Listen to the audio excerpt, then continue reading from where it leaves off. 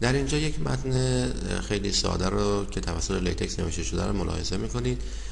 این متن شامل 2 پاراگراف هست که به صورت خیلی ساده با دستورهای ابتدایی لتکس نوشته شده و برای نوشتن این متن از سبک کتاب استفاده شده و همه تنظیم ها از این سبک پیروی میشه.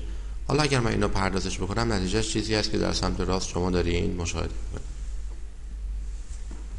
اما ما میخوایم در اینجا بگیم چجوری میشه یک فصل جدید ایجاد کرد. به عنوان مثال فرض کنید این گرین انرژیز که من اینجا نوشتم قرار عنوان یک فصل باشه و این فصل صفحه‌ای که اینجا می‌بینید صفحه اول یک فصل باشه.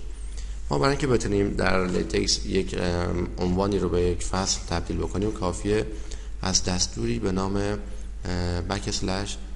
چپتر